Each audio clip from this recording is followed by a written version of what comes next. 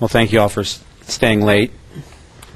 It's a bit of an oxymoron to ask someone who works from the government to talk about cost effectiveness. But we'll give it a shot.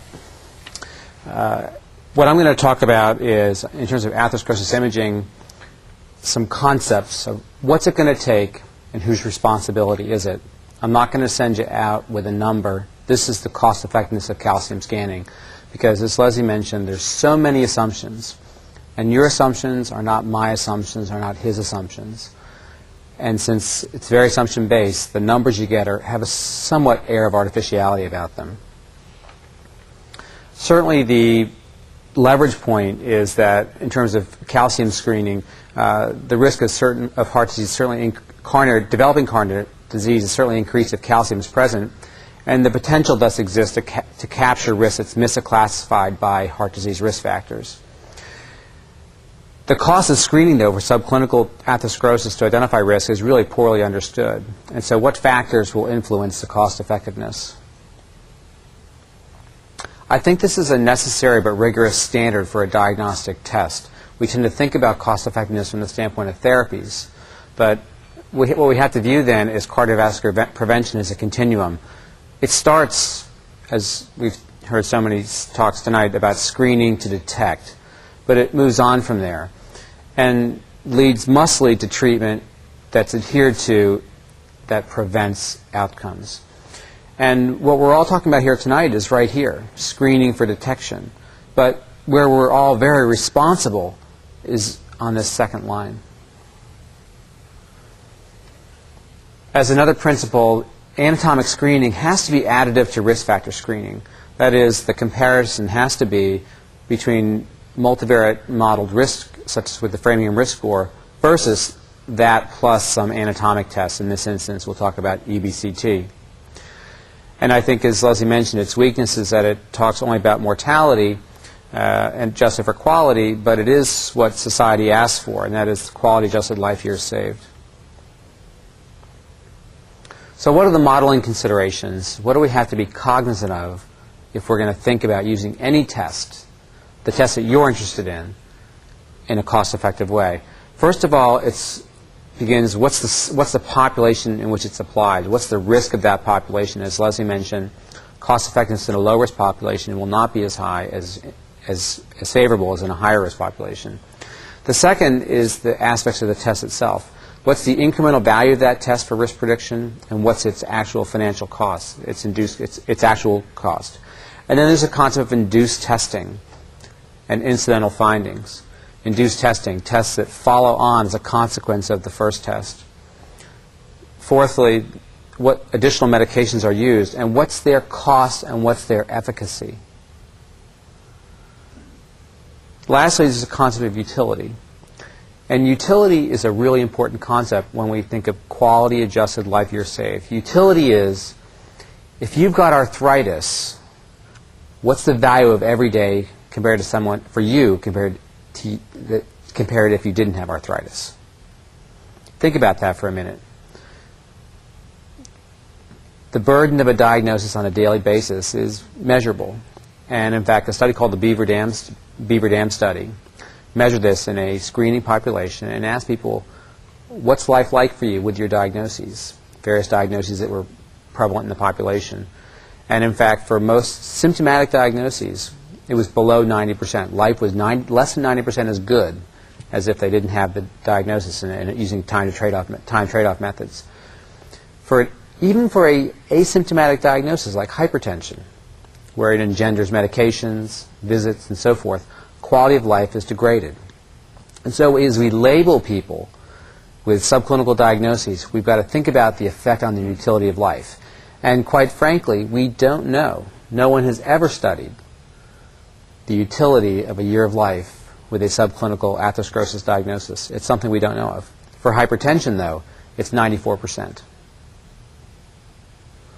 A 6% decrement in quality of life, and we'll come back to that. And so if you think about these variables and you sequentially model them, this is a model that Pat O'Malley and our group put together. And basically you start with screening, and you either do it risk factor screening alone or you add an anatomic test. And And this just shows one sequence of nodes through what gets to be a very complicated sequential model.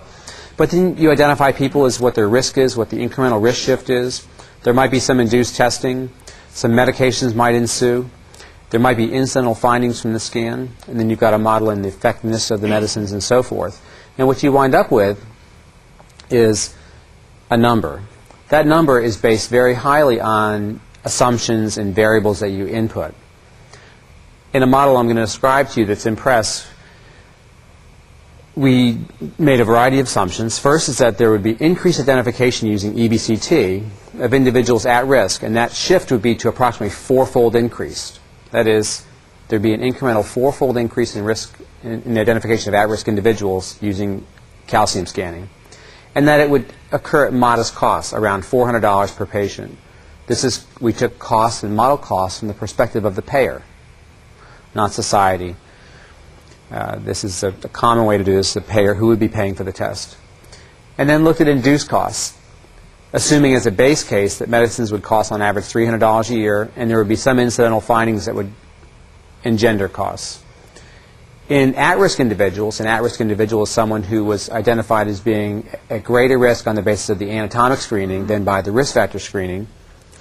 We proposed there be some modest increase in subsequent cardiovascular testing or induced testing, such as stress testing, in about a third of those individuals perhaps. That there would be a substantial increase in use of preventative therapies, like we'd all hope, perhaps from 10% in the people not at risk to upwards of 3/4 of the population would be treated appropriately with risk-reducing medications. And that there would only be a minor decrement in utility, down to about 98%. Now remember, hypertension is 94%. So we felt those were fairly favorable assumptions to take as a base case. Other assumptions include life expectancy. When you diagnose someone at age 40, anything you do is going to last for life expectancy, or you would hope is going to have an effect across life expectancy. This is the problem screening early in life, is that the costs model through life, such that someone who's at risk, at increased risk, might, as a population, have a slight decrement in the population's longevity of approximately 5 years over a low-risk population. And that the efficacy of primary prevention would be about a 30% relative risk reduction for mortality. And then again, there would be this fourfold independent increased risk associated with coronary calcium. So those are the base case assumptions. Keeping in mind they are a starting point. Using those assumptions in a lower risk population, you'd get around $90,000 per quality adjusted life years saved, going from screening to treatment. And this would make it modestly expensive by conventional standards. And the caveat here is many assumptions are made and applies to a certain population. What I'm going to talk about, and I think is important, and I want you to take home though, is sensitivity analysis. And I think this is particularly informative. What's the range across these assumptions that changes occur? And so you develop graphs like this, which shows the marginal cost effectiveness for a range of values of a variable. And so what you see here in this green line shows the combined anatomic with risk factor screening cost effectiveness across a range of values. Is that if you have a fourfold increased risk for calcium scanning, which is, and here's that base case assumption, at about $90,000 per quality adjusted life years saved, you've got a moderately expensive test. However, this number is in question. We don't really know the exact incremental value of scanning over risk factor screening. If it's only twofold, and I think some of Detrano's work says it might just be twofold, then we're upwards in the range between $140,000 and $190,000 per quality adjusted life years saved. Not cost effective. If it's very powerful, even fivefold, the cost effectiveness starts getting more and more favorable. So one critical assumption is how good is your test? What's the push? And the push matters. It's not just fighting over whose test is better. It's not just trying to get papers published. It really determines the cost effectiveness. How much value, incremental value, is there? How many additional people are identified? The next thing to consider is medication costs. If we assumed in the base case $300 per year, where the base case gives $90,000 per quality adjusted life year saved, but if annual cost of additional medications required is only $100, we're in fact at a very we're at a cost-effectiveness range, keeping all other assumptions frozen. So doing nothing except getting the drugs to cost less, in fact, can importantly affect quality-adjusted life years saved, the cost-effectiveness. On the contrary, just make the drug $600 a year. Put them on Plavix instead of aspirin. Okay? And suddenly you've got $150,000 per quality-adjusted life years saved. Nothing else has changed. The test has the same effectiveness and so on and so forth. The drugs are just a little more expensive because this goes across many, many, many years of life. Another one, utility. This is a stunner. Okay, remember, utility is how valuable is that year of life after the diagnosis. It's not how accurate it's a test. It's what's it do to the person's quality of life. This is our base case, 98%, $90,000 per quality-adjusted life years saved. Once you go below 98%, in fact, the cost-effectiveness is dominated by utility. That is, that with more than a 2% decrement in quality of life, you can show that $1 million per quality-adjusted life years saved, because life just isn't worth living anymore. Now, that's a gross exaggeration, but you can see that we don't have any idea what that number is. And if hypertension is 94%, we better figure out what this number is before we go making any arguments about quality-adjusted life years saved. Incidental scan findings. We don't really talk about it much. It's a dirty little secret. How common are the incidental findings we get? If it ranges anywhere from 2% to 32%, you can see right around 20% there's an inflection. That if more than 1 in 5 people have an incidental scan finding that genders induced costs, we've got a problem. Some populations, older populations, populations from the middle sections of the country where there's a lot of pulmonary nodules, where there's a lot of extra testing, in fact, have very high rates of cost effectiveness, of incidental findings. So we have to be mindful of incidental findings and the induced costs from those.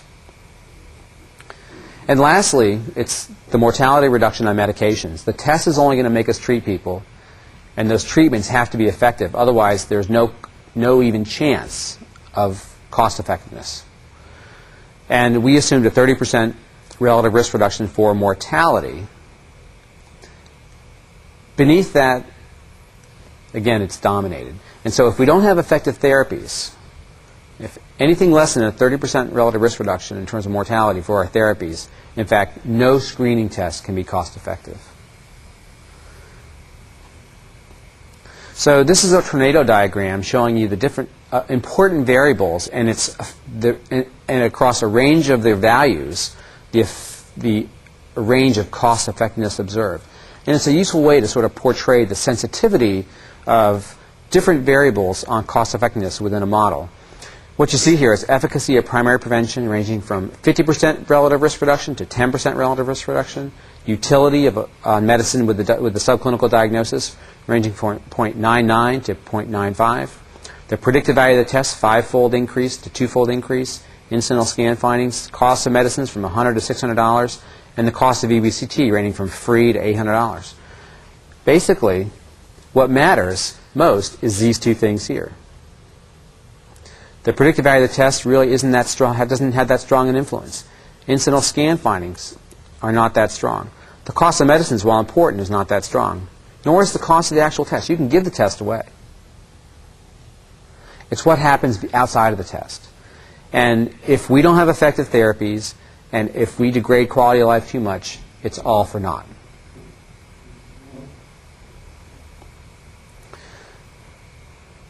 So what our analysis showed was that in a younger screening cohort at lower absolute risk, with some fairly favorable base case assumptions, it would be about $90,000 per quality-adjusted life year saved to screen with calcium screening.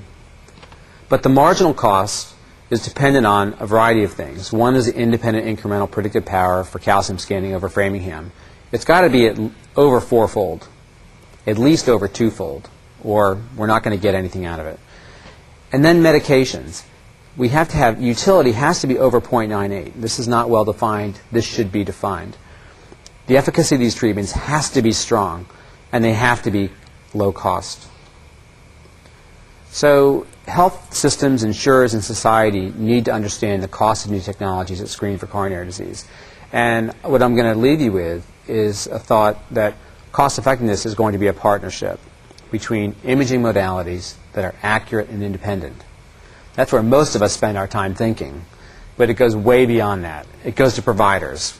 If providers don't know to use the test and don't treat people to targets, our efforts will be lost. If patients don't adhere to our therapies, all for naught. Health systems have to allow access to tests and therapies, and industry has a big part of this. They have to not only develop effective therapies, but make them inexpensive enough. Otherwise, again, our attempts to have cost-effective screening tests are going to be lost. So I appreciate your attention. Hopefully I've left you with some thoughts on cost effectiveness you didn't walk in with. We tend to think, oh, the scan costs $200 or $800, but I think it's a lot more than that, isn't it? Thank you very much.